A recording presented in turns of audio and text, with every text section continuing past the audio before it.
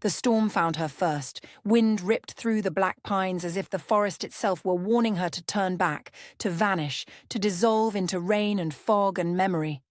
But the girl did not vanish. She ran, barefoot, bleeding. A ripped cloak clung to her shoulders, soaked and heavy, the colour of old wine against skin that shivered from the night's bite. Somewhere behind her, wolves were moving.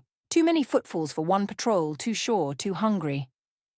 The sound threaded through the trees like a promise. We will catch you. We always do. Her name was Lysandra, the Omega they said should have stayed small, silent, forgettable.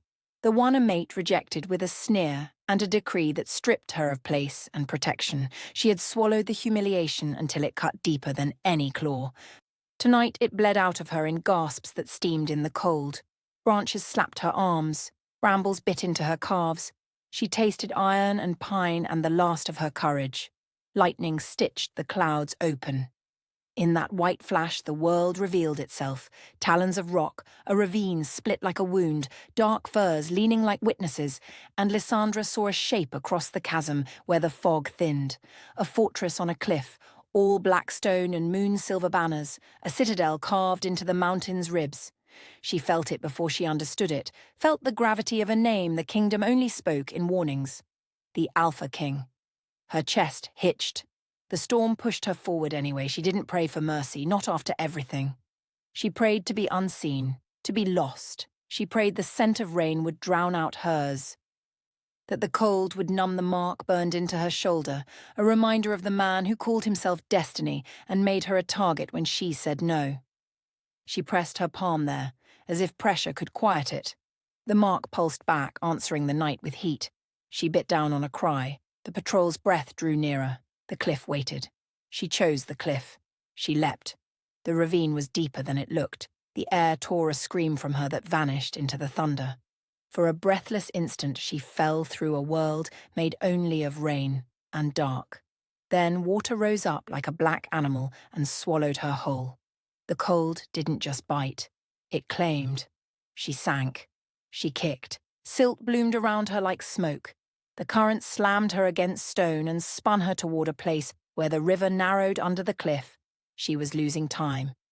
Losing air. Losing fight. When fingers that were not water closed around her forearm and hauled her up as if the river had changed its mind. Her head broke the surface. She coughed moonlight and river and fear. She heard a voice that sounded like steel ground against stone. Breathe, it said. That's an order. And for the first time that night, she did. CTA whisper for retention, end of hook. If this gripped your chest, you're in the right place. You're listening to Moon King Chronicles. Don't blink. He dragged her to a wedge of shale beneath the cliff, where a cave mouth opened like a secret. The storm softened here, broken by rock and the shape of the fortress above. He didn't hurry, yet everything about him felt like danger spent sparingly. Tall, breath steady, movements economical, a shadow that chose when to be seen. Water slicked his hair back from a scar along his temple, pale against tan. His eyes found her like a verdict and lingered like a question. She tried to wrench free. He didn't tighten his grip, only refused to let go until he was certain she was standing. When he released her, the absence of his hand felt like another kind of cold. Lysandra, he said, and that stole more air than the river. You ran the wrong direction. She flinched. How? You've been running for days.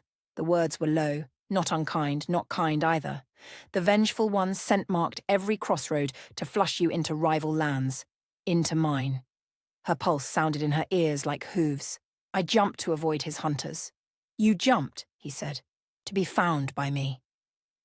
He was not smiling, but something in his voice hinted at knowledge heavier than accusation. He looked past her as wolves barked across the ravine, frantic and confused. The patrol had reached the precipice and lost her to the river's black mouth. The man listened, measuring threat and distance like weather. Then he angled his body subtly between her and the cliff edge, as if shielding her were reflex even while he tasted whether she was a trap. Why hide you? He asked, gaze returning. He rejected you. He branded you. Now he hunts you. What did you take from him that he can't bear to lose? Her mouth opened, closed. The truth was a broken thing. She wrapped her arms around herself and didn't answer. He nodded once as if he expected her silence. Very well, I don't shelter liars, but I do shelter the hunted, if they obey. He pivoted toward the cave. Rain threaded from his shoulders. He didn't look back when he said, "Follow." Or drown. Lysandra's legs shook, but they moved. The Alpha King didn't offer a hand this time. He offered a choice. She chose the shore that led to him. The cave swallowed the storm's voice and returned only the river's pulse, steady and old. Torches lay unlit farther in, their ends wrapped with resin-soaked cloth. He struck flint against steel. A wick caught. Light breathed golden against the walls and revealed runes carved where moisture shone like tears. The fire painted his jawline in warm shadow and exposed the way he watched without appearing to. Lysandra sank to the stone. Her cloak clung. Her fingers wouldn't stop trembling.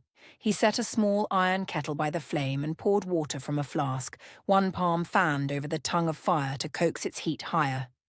The gestures were unhurried, habitual, as if he had waited out many storms with only flame and thought for company. When he finally spoke again, it wasn't a question. "He taught you to fear silence," he said. "I can hear it. You fill it with apologies." She startled. The apology rose anyway. She swallowed it down, throat tight, and found the shape of the words that hurt to hold. "He is not my mate," she said. "Not anymore. He made a spectacle of rejecting me.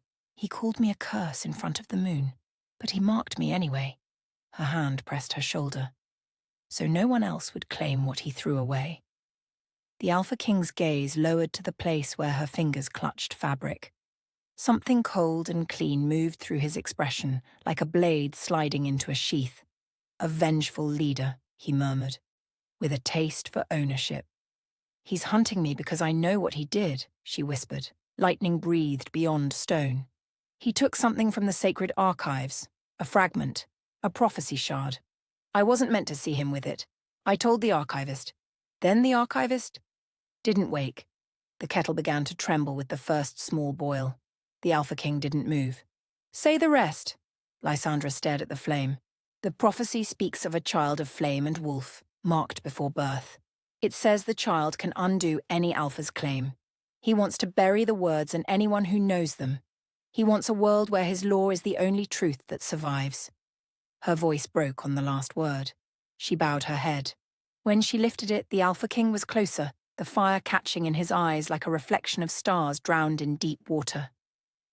He looked at her as if weighing a sentence she had already partly served.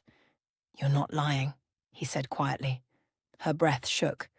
"I don't know how to stop him. I don't even know how to stop shaking." "Then we begin there." He poured hot water over leaves from a leather pouch. The air filled with the scent of wintergreen and wild honey. He set the steaming tin cup near her, not touching her, not forcing, only placing warmth within reach. She reached. The heat stung her palms and softened something in her chest that had been braced for too long. "I can't control it," she blurted barely above a breath. "The fear." "The other thing," she said, eyes on the flame as if it were listening. "When the moon is high, when I'm cornered, I feel a burn inside. Not like a shift, like light. It starts in my ribs and wants out. It scares me as much as it scares them." Something in the cave's dark seemed to lean closer, his voice lowered. "How long?" "Since the rejection," she said, as if what he cut free had room for something older to rise. He didn't flinch. He didn't look away. "The old words call it silver fire," he said. "Not born in every age, not permitted in most.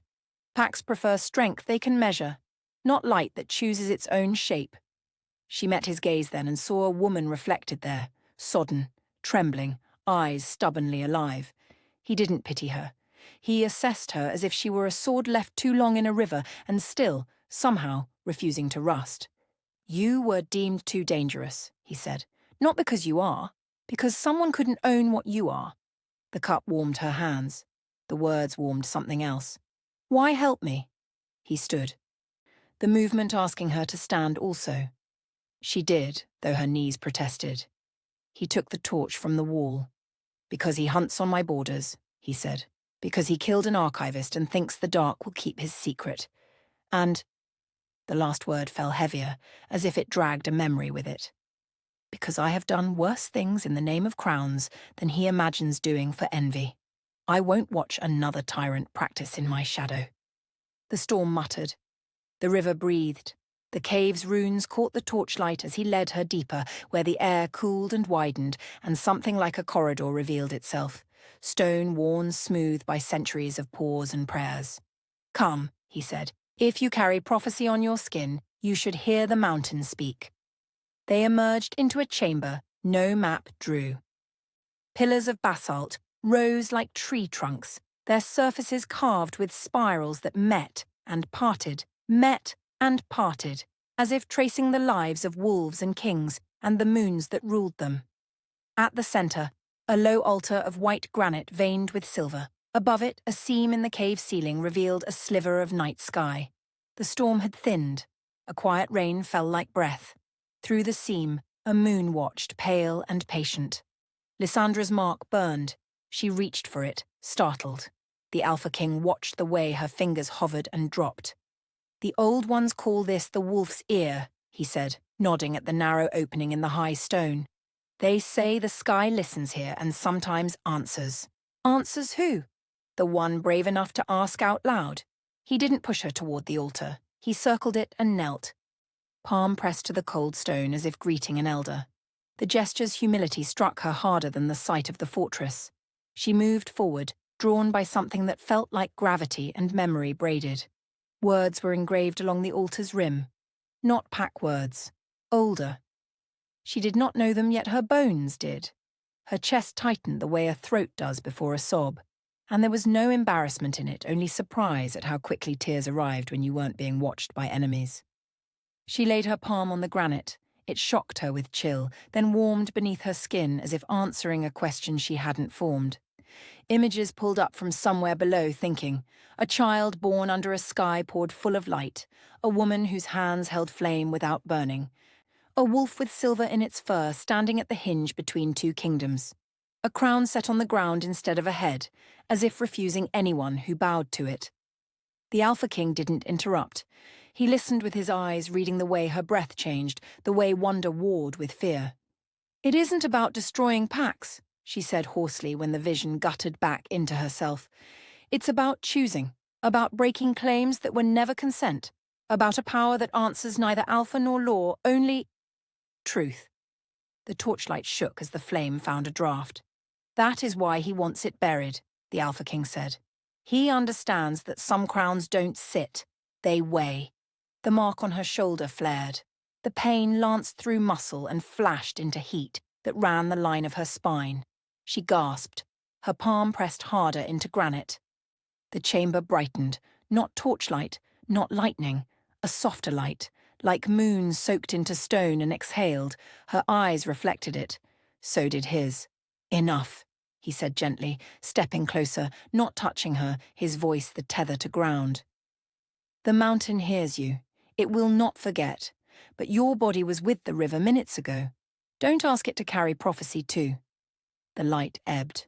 The cold returned, a relief that her skin welcomed with a shiver. She swayed.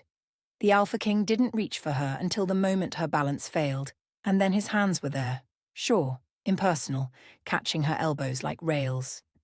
The touch steadied. It also deepened the ache she didn't have a name for yet. You doubt your worth, he said. That is learned. We'll unlearn it. How? Practice, he said plainly. Obedience to yourself. And when the enemy arrives, making it their last mistake. She let out a broken laugh that surprised her with how near it sounded to faith. They didn't have to wait for the enemy. The enemy announced himself the way all men who mistake fear for respect do. Loudly, with witnesses. At dawn, horn calls rolled across the ravine. The rain had burned off into a sky the color of tempered steel, the fog lifting like a veil ripped free.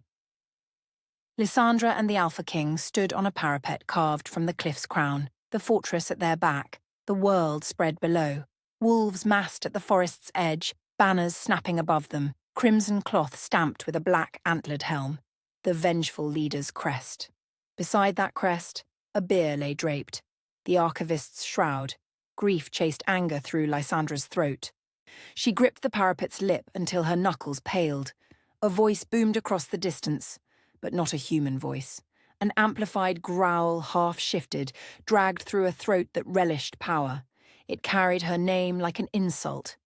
Omega Lysandra, it called, and the gathered wolves echoed the word Omega as if it were a slur. Return what you stole from our sacred house, submit to judgment, or be taken.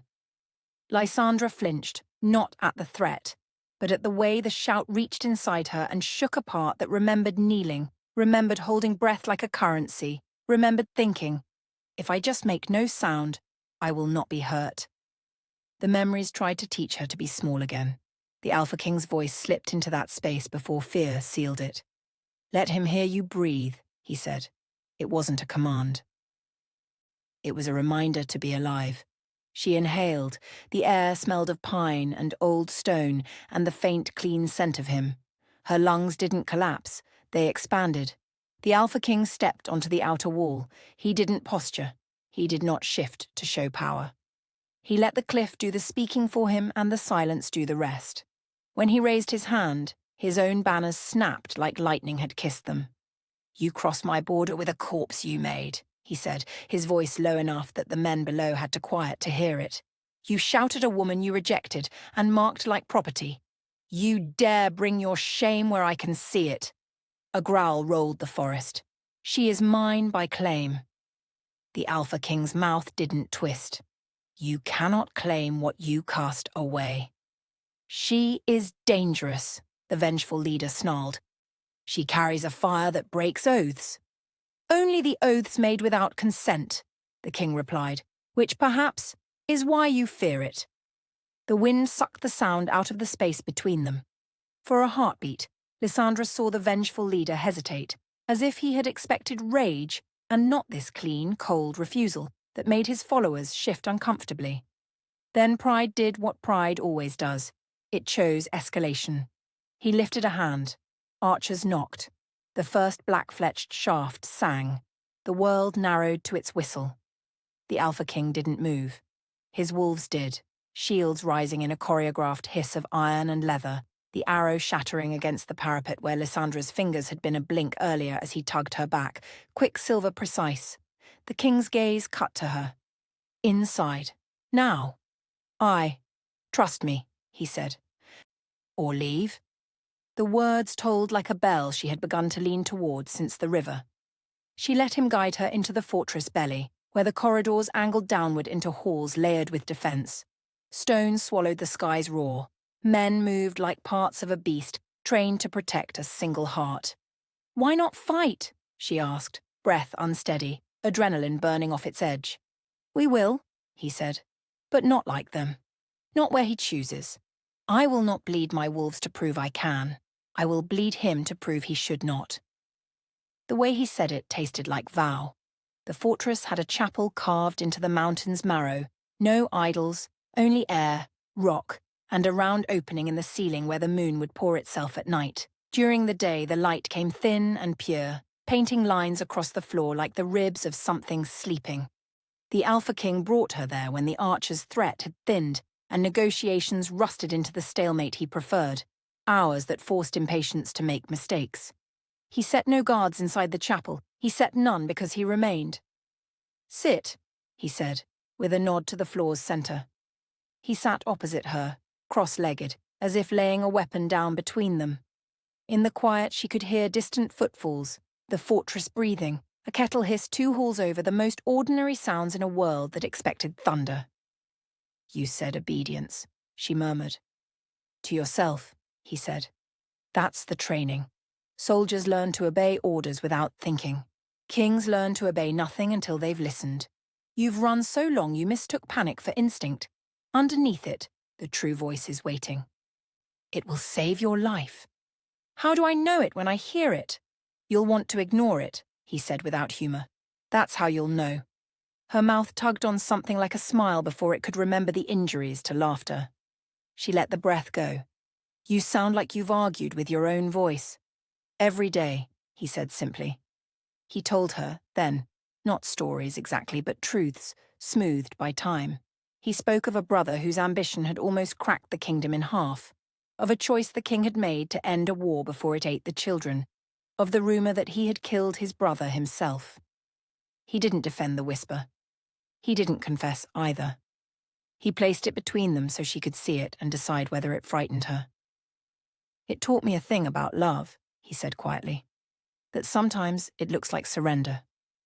And sometimes it looks like a blade." He let the words settle. "What did your fear teach you?" "That I am still alive," she said. The confession surprised her. "That I can be humiliated and not vanish. That the body remembers safety like a map, even when I don't. That I am tired of choosing smallness so someone else can feel large." He breathed out through his nose, a sound like agreement. "Good." Hours threaded themselves. The stalemate outside hardened into a waiting match. Inside the chapel, waiting turned into a kind of apprenticeship. He showed her how to trace breath from nostril to lung to belly, how to locate fear in the body like finding a thorn in the paw, how to decide to remove it gently or to run with the pain because the hunt mattered more. And when the light shifted, and a hush entered as if the moon were rolling closer, he said, "There's something you've kept under the floorboards of your chest. Say it to hear its shape." She looked at him too long. The heart has courage that startles when it knocks on bone. She opened the door. "I am not a mistake," she said. The words came out raw, unpolished, beautiful for it. Again. "I am not a mistake," she said, and the floor didn't crack, and the roof didn't fall, and the world didn't laugh. He didn't smile. He did something rarer. He believed her without needing to see proof. "I see you," he said, voice quiet as fur on stone. "All of you." The words struck like warm light finding a room that had known only shadow. She looked down, afraid to look at him too long, afraid of what might be built there if they both let it. She laced her fingers together to keep from reaching toward anything. Almost their breaths tangled like threads pulled from the same spool. The moon's first edge found the skylight. Silver poured. The chapel changed. Shadows lengthened and leaned. The mark on her shoulder heated, not with pain now, but with attention. She inhaled sharply. Do we? Her voice thinned. The instinct to run returned in a different shape. "You don't owe me anything," he said, reading the fear before it leased words. "Not your gratitude, not your body, not your loyalty. Your fire will answer to you or it will make you a weapon. If it must burn, let it burn for truth." She nodded. The tension in her knuckles eased. Something like relief and grief arrived together, sat down in the ribs, and unpacked their few belongings. Outside, a horn sounded again, long, low, unsteady this time.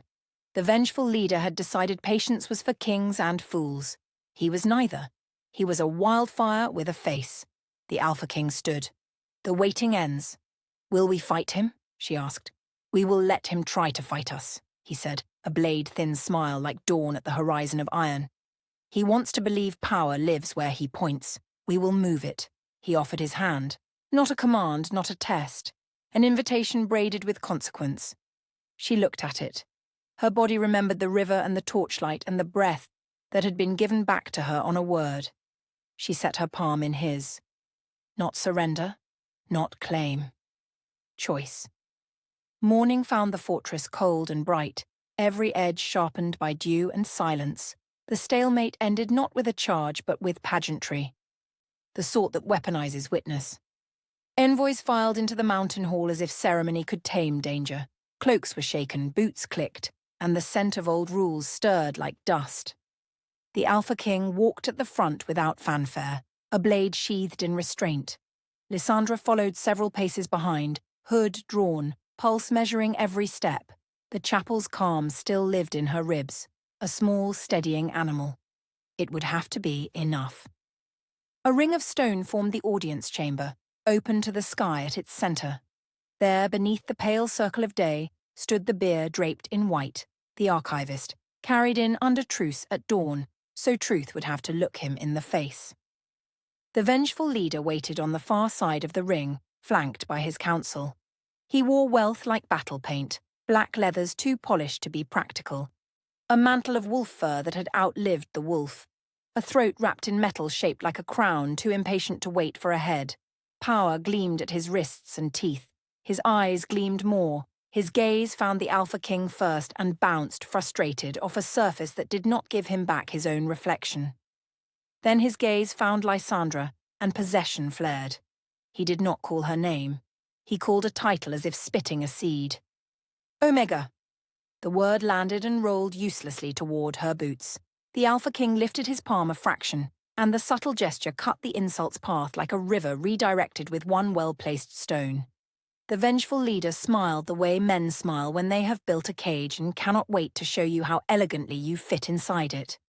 He raised an object wrapped in linen, unrolled it with a showman's care.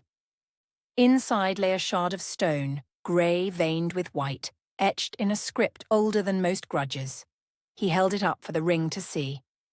"The prophecy you think you can hide under mountains," he said, voice pitched for listeners who came hungry.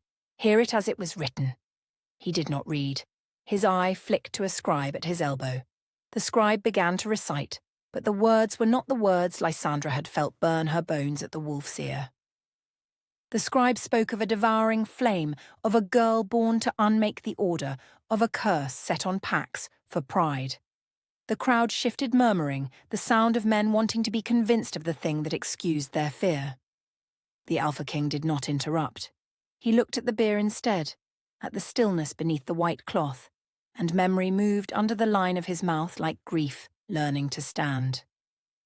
When the scribe finished, the vengeful leader lifted his hands as if catching applause.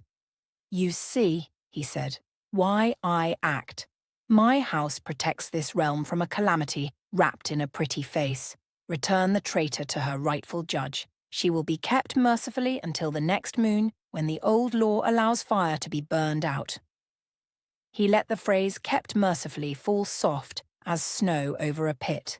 If the king refuses, understand what he protects. A threat to your mates, to your children. Lysandra felt her body remember the weight of eyes and what they could do to a woman who could not outrun them. She kept her head low beneath the hood. Under the cloth, her mouth tasted metal. Fear rose fast, eager to impersonate her voice. She breathed the chapel's way, down, wider, steadier, until fear took a smaller chair. It was a small voice to her right that cut the crowd's growing ease. Not a noble, not a soldier. A child, lifted onto a plinth by a woman with grey at her temples and a spine made of arguments that never learned to stay seated. The boy's hands shook around a little bundle wrapped in waxed cloth. The woman's eyes did not shake at all. "Speak," the Alpha King said, because he knew the shape of truth before it changed air. The woman bowed only as courtesy required. Her voice carried as if the mountain itself had volunteered to be her throat. "My husband served in the archives," she said. "He said the words are not safe in one place.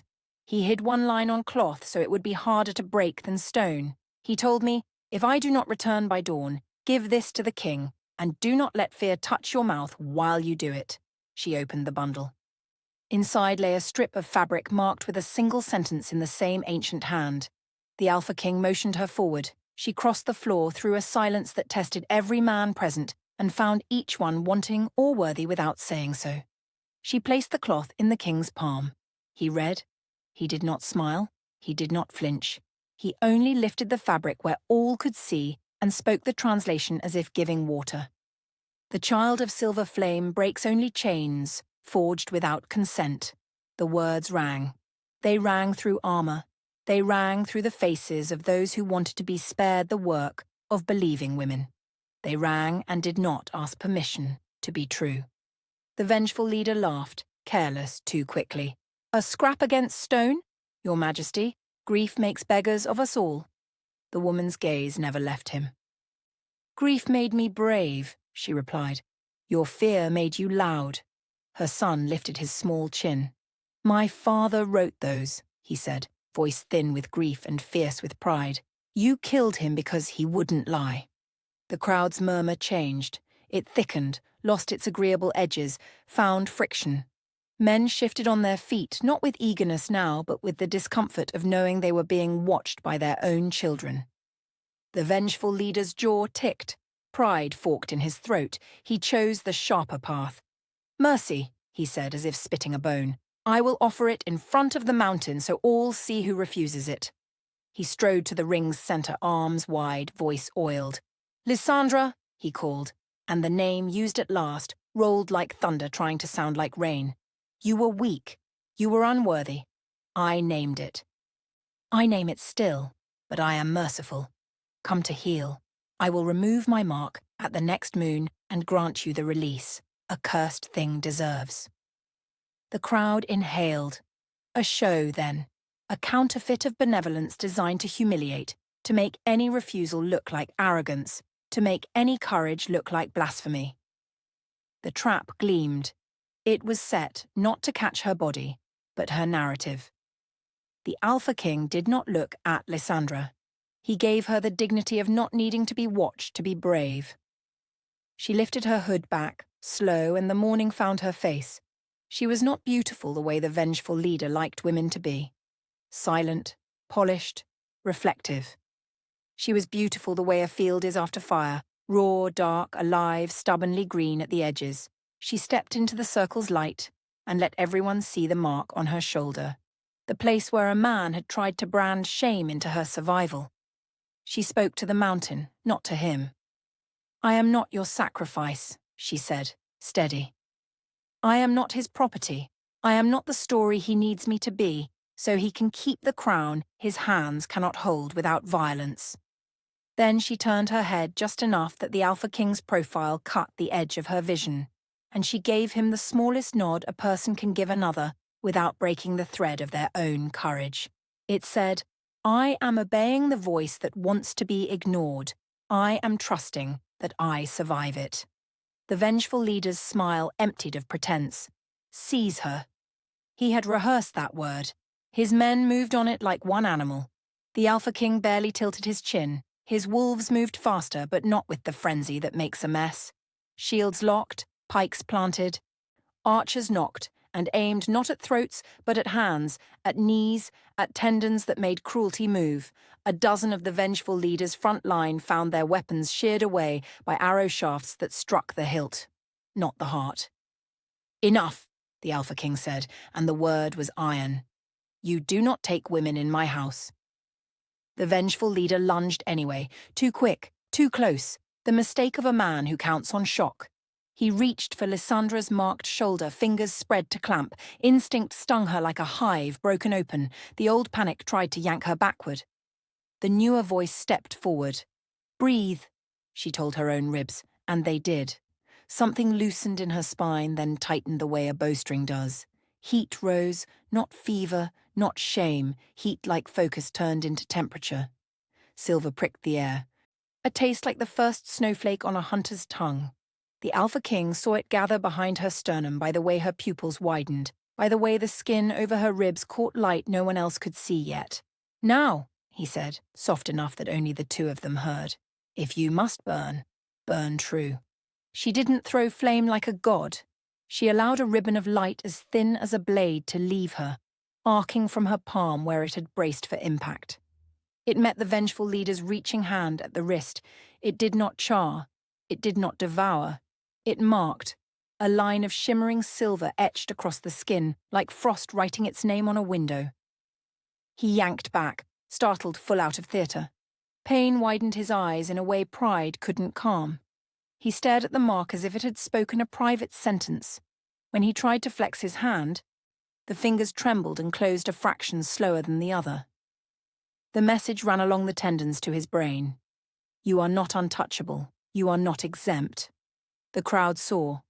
They saw the choice she had made, to wound without mutilating, to defend without devouring. They saw the prophecy's grammar, break only what was forged without consent. It was as if the mountain inhaled a new weather.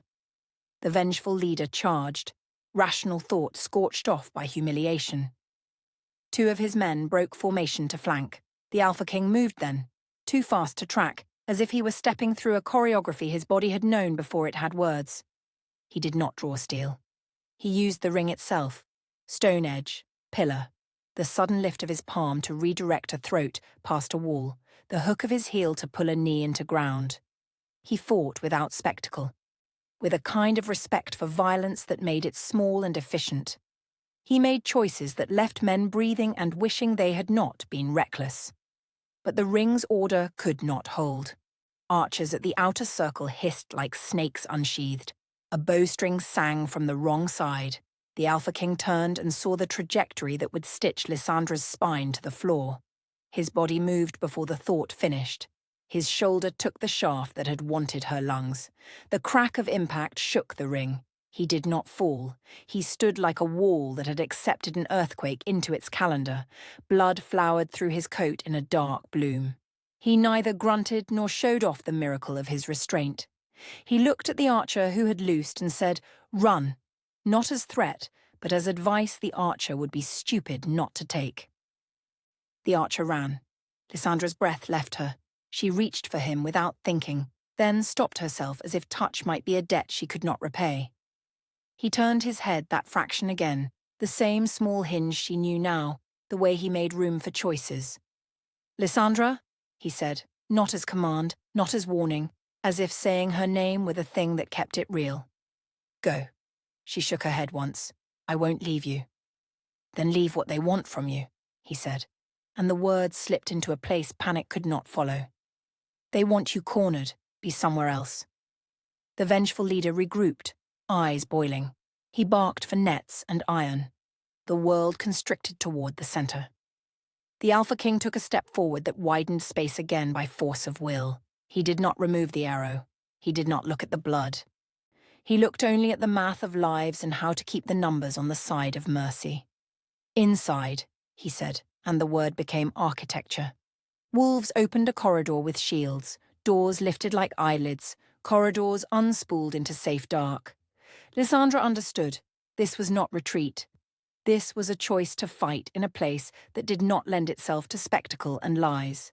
She turned, feet flying over stone, the fortress swallowing her in a sequence of halls that remembered men better than men remembered them. Behind her, the ring erupted into the chaos that comes when a false narrative loses its footing and tries to eat everything to stay upright. The Alpha King did not vanish from her mind. He was a fixed star, steady even when unseen. The halls bent downward toward the chapel. She aimed for the voice in her body that felt like a hand on her back. She could almost hear him say it as her soles found the old cold floor. "Trust yourself." The skylight circle was a small pale coin of day. Her mark throbbed once, twice, matching it. She turned and set her feet not at the chapel's center, but just to the left, where the stone held a seam finer than a hair. The mountain listened. She did not beg. She told it the truth. "I need a door." Stone is slow, but certain truths accelerate even mountains. The seam widened with the sound of breath drawn through old teeth. A narrow passage sighed open, a wolf-slender way between walls. She slipped inside with the speed of someone who has learned to move while her fear is still surprised she has chosen to. The passage led to a throat of stair cut into the mountain's side and then out onto a ledge swallowed by pines. The forest received her the way a friend receives your whole story without correcting your verbs. She ran, not headlong, not wild. She ran like someone who had been taught to measure and keep the breath she would need later. Behind her, horns wailed an anger that wanted to be victory and sounded like a wound. In front of her, the forest built a road with shadows and scent. The mountain was in her blood now. It would not betray her to a man who thought maps were the same as territory. She did not look back. She listened. When the pursuing feet came, they were fewer than before. The trap had cost the vengeful leader more than he had predicted. That is the problem with lying to a crowd. Sooner or later, the crowd is in the lie with you, and it is heavy to carry. She slowed long enough to place her hand on the bark of a fir and let gratitude move through her quickly, cleanly, unadorned.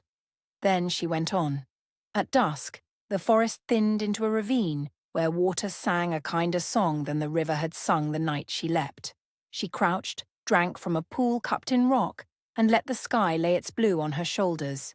She said a single sentence out loud, not to the trees, not to herself, to a presence she could feel as distinctly as hunger. "I am not running from me anymore." Night came on soft paws. Far off, a horn answered another horn, and the note was wrong. It wasn't the vengeful leaders, it wasn't the kings. It was a call from a distance Lysandra didn't know yet. A sound like a door she had not asked for, opening in a house she hadn't seen. An echo moved under it. She is not the only one. She stood slowly, the pool's surface smoothing itself back over the place where her reflection had broken.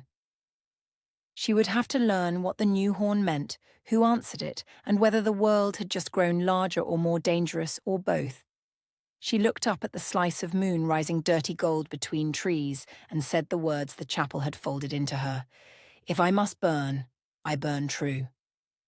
Somewhere behind her, hidden by rock and distance and the work kings do when no one cheers, a man with an arrow in his shoulder was making choices that would change the cost of the kingdom. He bled where no one could praise him for it. He set his jaw and refused to let rage ruin his aim. He said a small word to himself that sounded like a promise with her name tied at the end of it. Live. The forest took the word, tucked it into its sleeves, and passed it forward to where she ran.